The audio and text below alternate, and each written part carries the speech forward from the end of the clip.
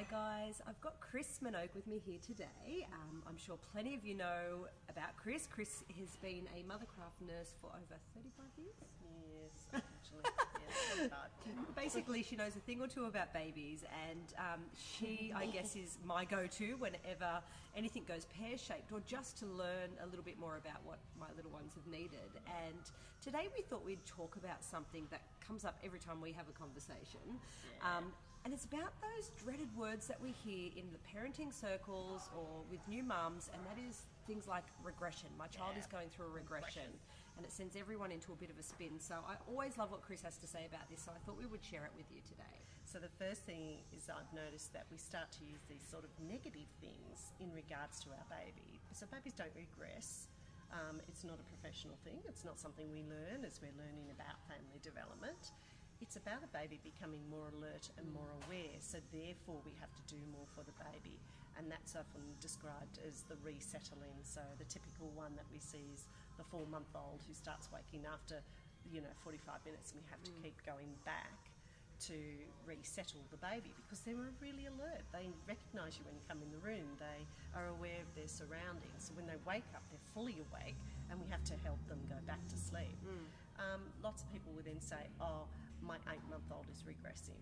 No, they're not. Things have just changed around them. We need to take another look around them, and it might be something like they've learnt to stand in their cot. Oh, yeah. So if I've learnt to stand in my cot, I'm going to need some help in learning to go down. So I just think it's a little bit, that it's already a hard job, as you know. It's already a slug. So let's not put this negative connotation of babies regressing. Let's just support the parents and support the mums out there who are doing a really good job and teach them. The idea is about the baby's awareness, and we're just helping them to go through a stage. And for most of us, that's a sleep stage. Yeah. But and everything is around sleep, and I think that's the number one thing I hear from people. It's anything that's affecting sleep. And I guess for me, certainly meeting you in those early months and starting Kiindred was to make sure that, this information wasn't overwhelming. There isn't too much out there. No. You just need to read up and understand a little bit more about what is changing with your little one. So your daily rhythms, for example, knowing, okay, well, something's changed in the day. I need to readjust things a little bit. Yeah. And that we really use really good, positive language around young mums trying to work through this new baby that they haven't had lots to do with, or it could be the juggling of 3 children. Yeah, that's a whole new skill. That's a whole new level of tired, that's for sure. It's probably the parents saying, I'm regressing now. Can we regress? And I think that's the thing too about the changes, like you say. You go in there knowing this is a new alertness, my baby's changing, okay, great, let's look at the situation, how can I support that through it? And I know for me, it doesn't end. I've got a 4.5-year-old that's creeping into the bed at 3-4 in the morning because she's having nightmares. So it's working within. Well, humans at any stage and age, we're not the set in everything we do. It's an evolve, and it's a little bit here, as I call it, the moving target. Children are moving targets. You just get it right, and off they go. Off they go again. So you're like, oh, okay, I have to chase you down here now. Yeah. So keep it simple. Feel positive about what you're doing, and it is, about resettling. Us professionals, we're always going on about resettling because it works. I think so. And can I just touch, just to talk a little bit to that resettling thing? I feel like some people do get in a bit of a slippery slope because we think that, okay, we're helping to resettle them, but that's not working. I'm going to climb into bed and lay next to them. Oh, yes, we talked Or I'm going to put a dummy in, but that dummy's going to become ineffective because now I'm using it for every time I want to pacify. So what, I guess, would you say are some of the key things when it comes to resettling, or how do you get through it, I guess, without creating, I don't know, what's a bad habit?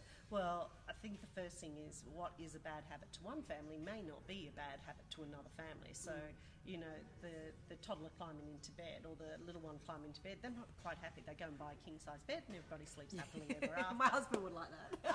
Not me. Yes. And the first thing is this reasonable behaviour for our family, and that we would be happy to do this for quite a while. Long term. Yeah, so if you're happy to get up and cuddle your baby and you know that this is going to be long term but you're happy to do that, I don't think that's a problem because it's about a happy family. Yeah. But once that's imploding on that functioning of the family. So People are tired and cranky. mum's gone back to work full time. We're still getting up quite a lot at night to feed, rock, hug, cuddle, whatever the thing is. Dad's in a separate room or partner's in a separate room.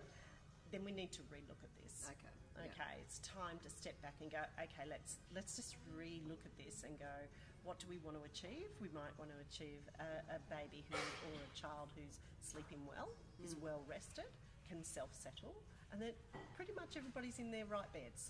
So once we prioritise what we're getting, the resettling effect of it is a teaching tool. Yes. Okay? It's not something that we have babies for. We don't have a baby because we want to resettle. That's not why we have babies. Yeah. But it's part of life. It's like And it's not forever. Yeah, and it's also like if your child came home from school and she tied her shoelaces and they fell apart, you have to keep doing that over and over and over again until they learn it. It's that same technique. So the tools that we use around resettling have to be something that we can achieve, that we feel confident that we can do it continuously, and that's done in a supportive way to help the baby self-settle. So, for instance, if it was a dummy, I don't put dummies in while they're in their arms, because that's telling them they need... Well, I've learnt that from you, and it makes such a difference. It's telling them I need a dummy to go to sleep, where dummies are a tool. So I give a kiss, a cuddle, dim the room, put a sleeping bag, a swaddle or a wrap, depending on age, put them down. So I'm saying, this is where you're going to sleep. Give them a few minutes to try it. No one goes to sleep in 30 seconds, so give them a few minutes. They're going to move around, they're going to whinge a little bit. Once that whinge gets a little bit more into agitated or cry, we're going back and we're going to do something to help calm them. That's the pat, the rock, the dummy at that point, okay? And if they're not taking the dummy, let them spit it out, go for a few minutes before you offer it back in again.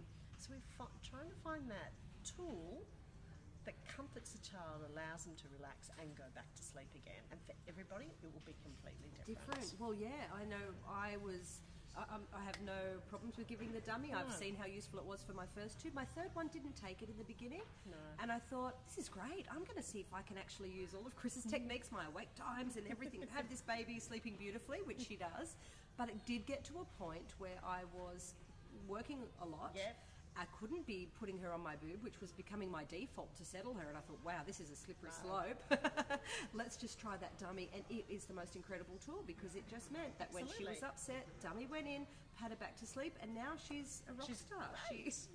So it's not about whether it's right or wrong. It's actually about whether it works for you and your family. Yeah. And that's what we have to be really careful of, because it's really easy to be critical of what someone's doing, but what we have to do is assess what's working for them. Is this where mothers groups and forums sometimes get a bit intense because people... Well, because they're talking about themselves. They're not talking in a professional sense. They're sort of talking about what's happening in their family. Yeah. And remember, like in the mothers group, you're all at the same age, and it's all your first experiences. Yeah. Some mothers group go on with their second and their third child, but it's all your first experiences. So you've got to be really careful about it. It is about what's worked, but the other thing that could also be annoying is that line, oh, whatever works will be fine. It's a little bit more than that. Yeah. Because, we're not good at asking for help. So if the mother's there in mothers group saying, what helped your little one settle? Giving them an honest answer of saying, I really worked at this and it worked for me, is better than say, oh, whatever works for you is fine. Yeah. Because it doesn't have enough in it for her to make. And they're obviously reaching out because they want some reassurance or guidance. Absolutely. Yeah. That's when we get you in, Chris. That's right. No, I think I love your practical approach, and I think it's very important to understand that it doesn't last forever. So, just as you say, be consistent, understand what's right for your family, and work through those times. And you'll come out the other end, I promise. Absolutely. I hope you've enjoyed our tips for today. Bye. Thanks, Chris. Pleasure.